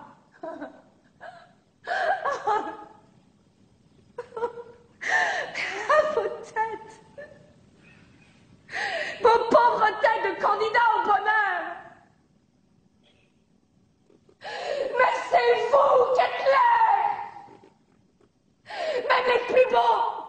Vous avez tous quelque chose de laid au coin de l'œil ou de la bouche. Tu l'as bien dit tout à l'heure, Créon, la cuisine. Vous avez des têtes de cuisiniers. Je t'ordonne de te taire maintenant, t'entends? Tu m'ordonnes, cuisinier, mais tu crois que tu peux m'ordonner quelque chose? L'antichambre est pleine de monde. Tu veux donc te perdre? On va t'entendre. Eh bien, ouvre les portes, justement, il faut m'entendre. Mais pas au cœur. Tu vas te taire à la fin. Allons vite, le cuisinier appelle tes gardes. Qu'est-ce que tu veux, toi aussi? Antigone, tu veux, je viens. J'ai du courage. J'irai maintenant avec toi. Où iras-tu avec moi? Si vous la faites mourir, il faudra me faire mourir avec elle. Ah non! Pas toi, c'est moi seule. Mais je ne veux pas vivre si tu meurs. Je ne veux pas rester ici sans toi. Tu as choisi la vie. Et moi la mort, laisse-moi maintenant avec tes jérémiades. Il fallait y aller. À quatre pattes dans la nuit. Il fallait aller gratter la terre avec tes ongles pendant qu'ils étaient tout près. Et te faire empoigner par eux comme une voleuse. Je serai demain.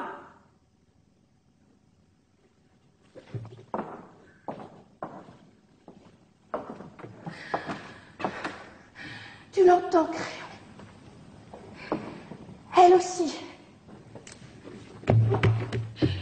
Qui sait? Si cela ne va pas prendre encore à d'autres en m'écoutant. Mais qu'est-ce que tu attends pour me faire taire? Qu'est-ce que tu attends pour appeler tes gardes? Allons, Créon, un peu de courage! Ça n'est qu'un mauvais moment à passer. Allons vite, cuisinier, puisqu'il le faut. Garde! Emmenez-la! Enfin, Créon. Antigone. Antigone! Tu es fou, Créon, qu'as-tu fait? Il fallait qu'elle meure. Ne laisse pas mourir Antigone, Créon. Nous allons tous porter cette plaie aux côtés pendant des siècles. C'est elle qui voulait mourir. Aucun de nous n'a été assez fort pour la décider à vivre. Je le comprends. Je le comprends maintenant. Antigone était faite pour être morte. Elle-même ne le savait peut-être pas, mais Polynice n'était qu'un prétexte. Quand elle a dû annoncer, elle a trouvé autre chose tout de suite. Ce qui comptait pour elle, c'était de refuser et de mourir. C'est une enfant, Créon. Et alors, qu'est-ce que tu veux que je fasse pour elle? La condamner à vivre? Oublie-la. Oublie-la, oublie-la, mon petit père. Non! J'ai tout essayé pour la sauver, j'ai tout essayé, mais je te le jure. Mais elle ne t'aime pas. Elle aurait pu vivre. Elle a préféré sa folie, la mort. Mais père, tu vois bien qu'il l'emmène. Père, ne laisse pas ces hommes l'emmener. Non, mais elle a parlé maintenant. Tout elle sait ce qu'elle a fait. Alors moi, je suis obligé de la faire mourir. Lâche-moi. Est-ce qu'on ne peut pas imaginer quelque chose? Dire qu'elle est folle, l'enfermer? Non! Ils diront que ce n'est pas vrai, que je la sauve, parce qu'elle allait être la femme de mon fils. Je ne peux pas. On ne peut pas gagner du temps. La faire fuir demain. La foule sait déjà, elle hurle autour du palais. Je ne peux pas. Père, la foule n'est rien, tu es le maître. Je suis le maître. Je suis le maître avant la loi, mais plus après. Mais père, je suis ton fils. Tu ne peux pas me la laisser prendre. Si, mon petit. Antigone ne peut plus vivre. Antigone nous a déjà quittés tous. Crois-tu que je pourrais vivre moi sans elle? Crois-tu que je l'accepterais, votre vie? Et tous les jours, Depuis le matin jusqu'au soir sans elle. Et votre vie, votre agitation, votre bavardage sans elle. Il faudra bien que tu acceptes, Aimon. Parce que chacun de nous, un jour plus ou moins triste, plus ou moins lointain, où il doit enfin accepter d'être un homme. Alors pour toi, c'est aujourd'hui. Et te voilà là, avec ces larmes au bord de tes yeux. Ton cœur qui te fait mal. Mon petit garçon, pour la dernière fois. Quand tu te seras détourné, quand tu auras franchi ce seuil tout à l'heure, tout sera fini. C'est déjà fini. Ne me juge pas, Aimon. Ah non, non, pas toi. Ne me juge pas. Toi aussi. Cette grande force et ce courage, ce Dieu Jean qui m'enlevait dans ses bras pour me sauver des monstres et des ombres, c'était toi. Cette odeur défendue et ce bon pain du soir sous la lampe, quand tu me montrais des livres dans ton bureau, c'était toi, tu crois? Oui, Aimon. Tous ces soins, tout cet orgueil, tous ces livres pleins de héros, c'était donc pour en arriver là? Être un homme, comme tu dis, est trop heureux de vivre? Oui, Aimon. Père, ce n'est pas vrai. Ce n'est pas toi. Ce n'est pas aujourd'hui. Nous ne sommes pas tous les deux au pied de ce mur où il faut seulement dire oui. Tu es encore puissant, encore comme lorsque j'étais petit. Père, je t'en supplie, que je t'admire. Que je t'admire encore. Je suis trop seul et le monde est trop nu si je ne peux plus t'admirer.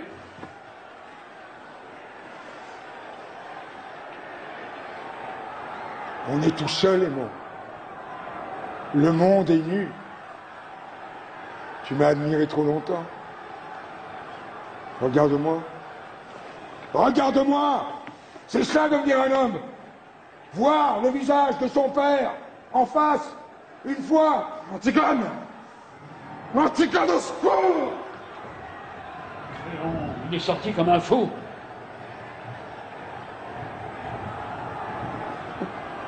Il l'aime, oui. Léon, il faut faire quelque chose. Je ne peux plus rien. Il est parti touché à mort.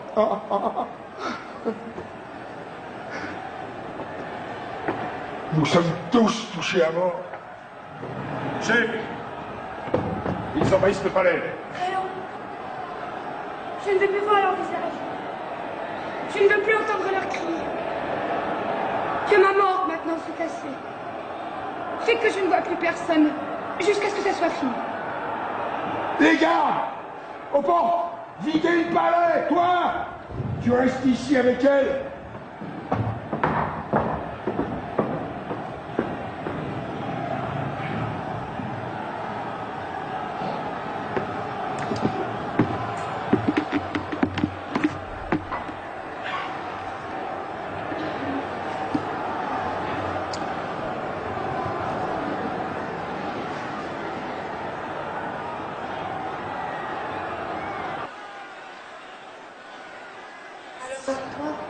Qui, moi? Mon dernier visage d'homme. Pourquoi?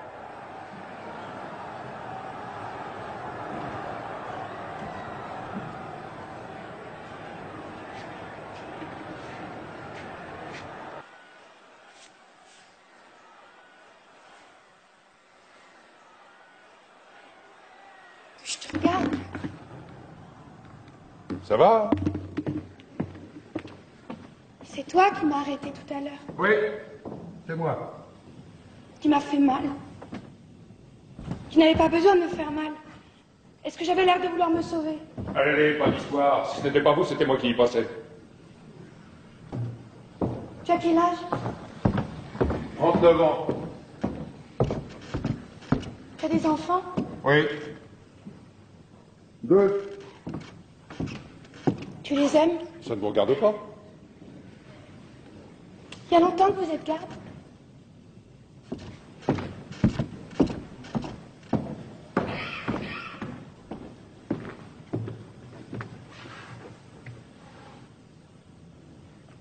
Après la guerre, j'étais sergent.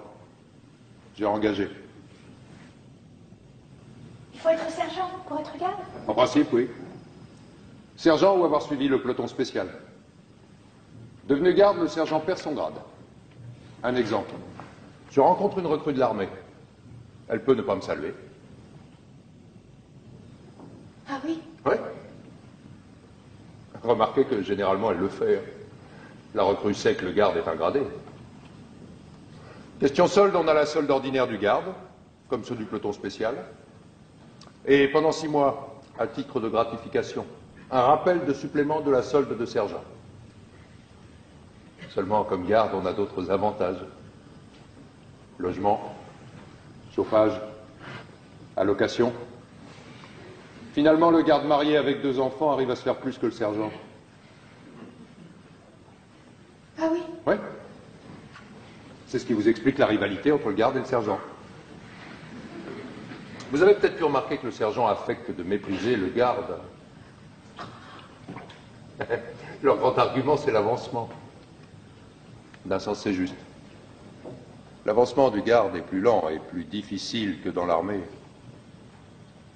Mais vous ne devez pas oublier qu'un brigadier des gardes, c'est autre chose qu'un sergent-chef. Écoute, Oui. je vais mourir tout à l'heure. D'un autre côté, on a plus de considération pour le garde que pour le sergent. Le garde, c'est un soldat, mais c'est presque un fonctionnaire. Tu crois qu'on a mal pour mourir? Je ne peux pas vous dire. Pendant la guerre, ceux qui étaient touchés au ventre, ils avaient mal. Moi, j'ai pas été blessé. D'un sens, ça m'a nui pour l'avancement. Comment vont-ils me faire mourir? Je ne sais pas. Je crois que j'ai entendu dire que pour ne pas souiller la ville de votre sang, ils allaient vous murer dans un trou. Vivante? Ah oui, d'abord.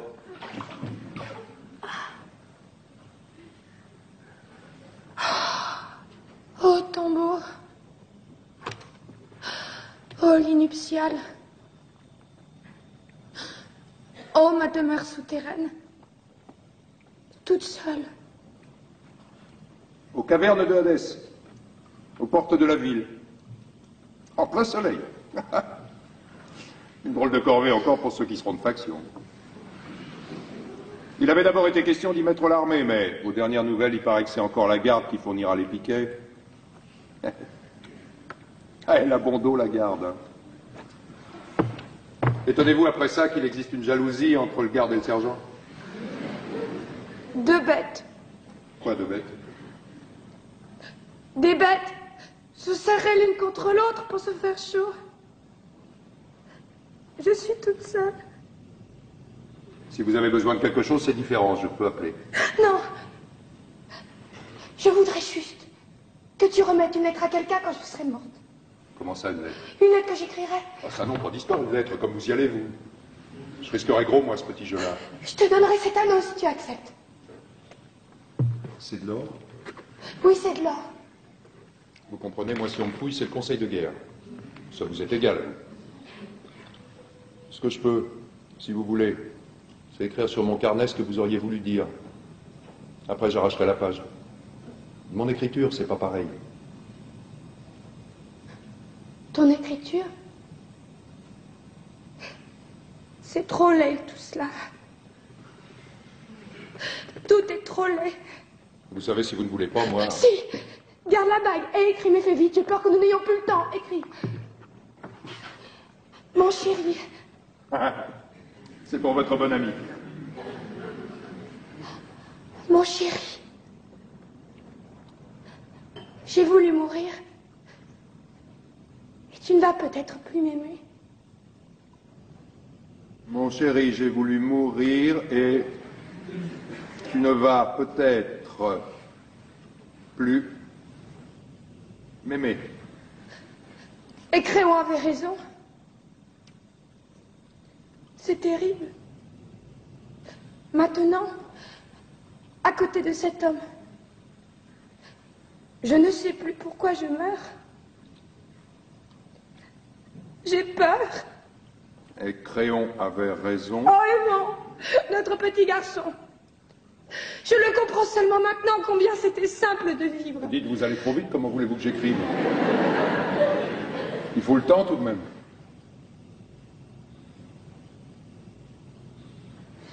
Où en étais-tu? C'est terrible, maintenant à côté de cet homme.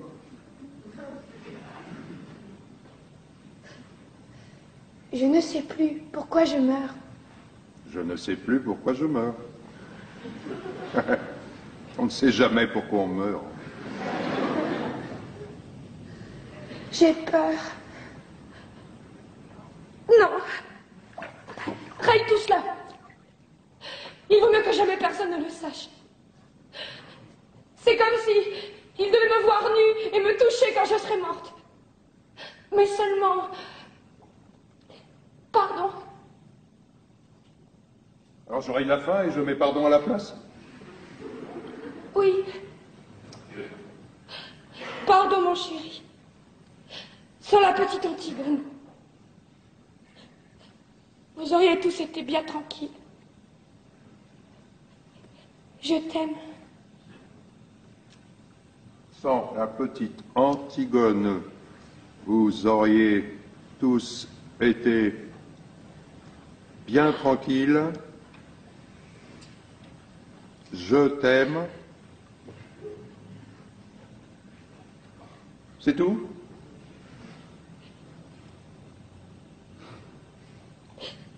Oui, c'est tout. C'est une drôle de lettre. Oui, c'est une drôle de lettre. Et c'est à qui qu'elle est adressée? Allez.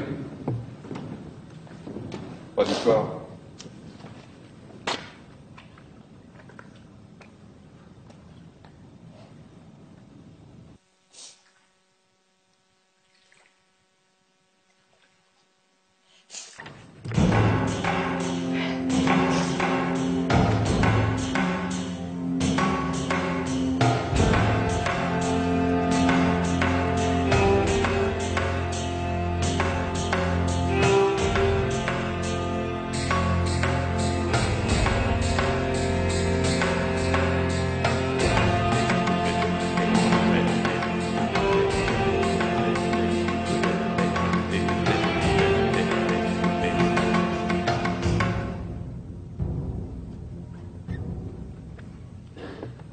Là, c'est fini pour Antigone. Maintenant, le tour de Créon approche. Il va falloir qu'ils y passent tous. La reine! Où est la reine? Que lui veux-tu? Qu'as-tu à lui apprendre? Une terrible nouvelle. On venait de jeter Antigone dans son trou. On n'avait pas encore fini de rouler les derniers blocs de pierre lorsque Créon et tous ceux qui l'entourent entendent des plaintes qui sortent sous l'âle du tombeau. Chacun se tait et écoute, car ce n'est pas la voix d'Antigone. C'est une plainte nouvelle qui sort des profondeurs du trou. Tous regardent Créon. Et lui qui a deviné le premier, lui qui sait, déjà avant tous les autres, hurle soudain comme un fou. Enlevez les pierres! Enlevez les pierres! Les esclaves se jettent sur les blocs entassés, et parmi eux, le roi suant, dont les mains saignent. Les pierres bougent enfin, et le plumage se glisse dans l'ouverture.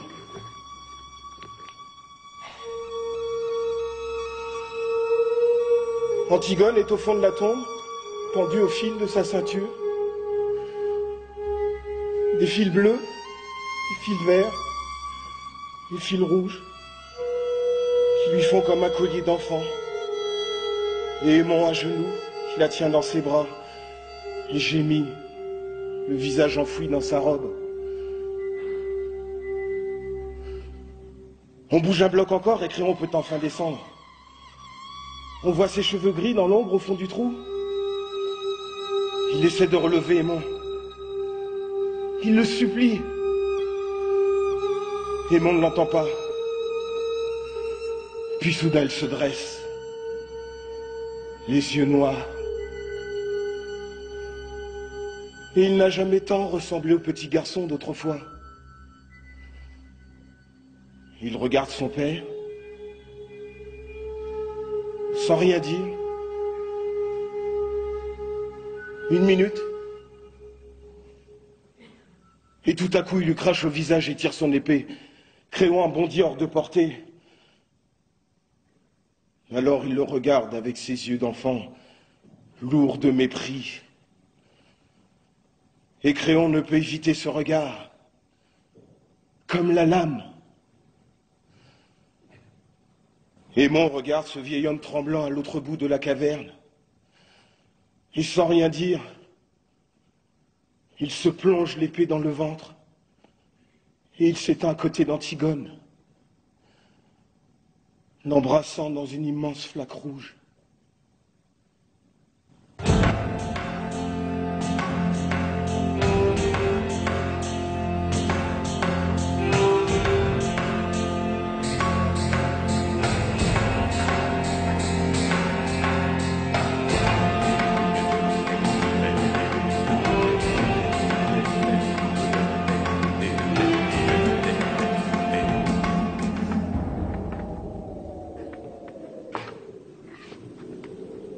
Je les ai fait coucher l'un près de l'autre. Enfin. Ils sont lavés maintenant, reposés. Ils sont seulement un peu pâles, mais si calmes. Deux amants, au lendemain de la première nuit. Ils ont fini, eux. Pas toi, Créon, il te reste encore quelque chose à apprendre. Eurydice, la reine, ta femme, est passée dans sa chambre. Sa chambre à l'odeur de lavande, aux petits napperons brodés et aux cadres de peluche, pour s'y couper la gorge. Elle est étendue maintenant sur un des petits lits jumeaux démodés, à la même place où tu l'as reçue, jeune fille, un soir, et avec le même sourire, à peine un peu plus triste. Et s'il n'y avait pas cette large tache rouge sur les linges autour de son cou, on pourrait croire qu'elle dort.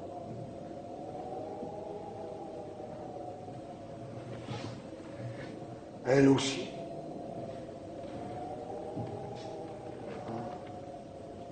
Ils dorment tous. C'est bien. La journée a été rude. Ça doit être bon de dormir. Oui, mais tu es tout seul maintenant, Créon. Oui, tout seul.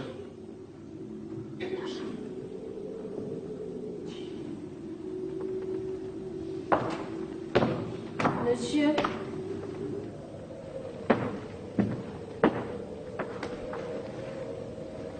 Je vais te dire à toi. Hein, ils ne savent pas les autres. On est là, devant l'ouvrage. On peut tout de même pas se croiser les bras.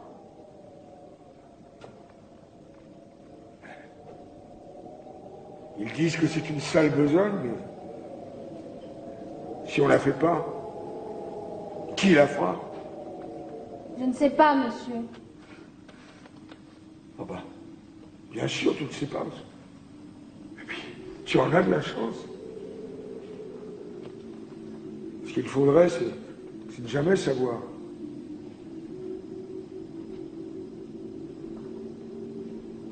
Il te tape d'être grand, toi. Oh oui, monsieur. Mais tu es fou, petit.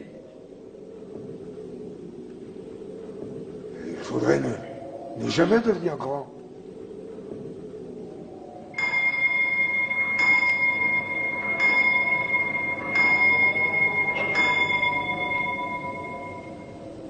« 5 heures.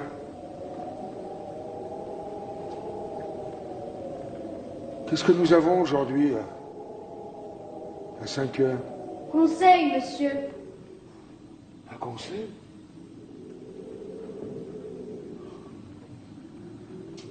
Eh bien, puisque nous avons conseil, petit, nous allons y aller.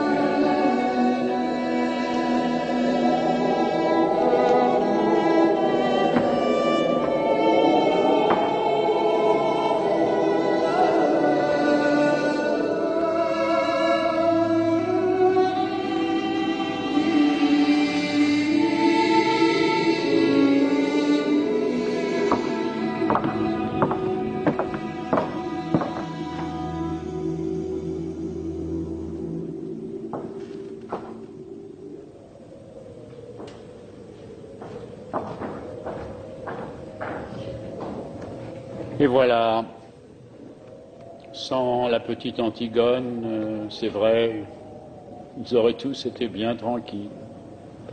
Mais maintenant c'est fini. Ils sont tout de même tranquilles. Tous ceux qui avaient à mourir sont morts. Ceux qui croyaient une chose, et puis ceux qui croyaient le contraire, et même ceux qui ne croyaient rien, et qui se sont trouvés pris dans l'histoire sans y rien comprendre.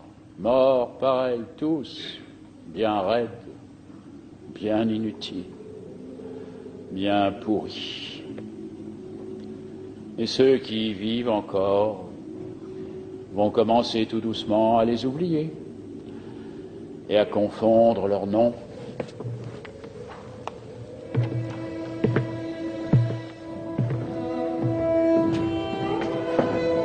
C'est fini. Antigone est calmée maintenant. Nous ne saurons jamais de quelle fièvre son devoir lui est remis. Un grand apaisement triste tombe sur Thèbes et sur le palais vide où Créon va commencer à attendre la mort.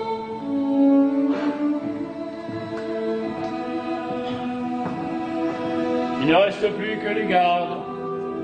Eux, ça leur est égal. C'est pas leurs oignons. Ils continuent à jouer.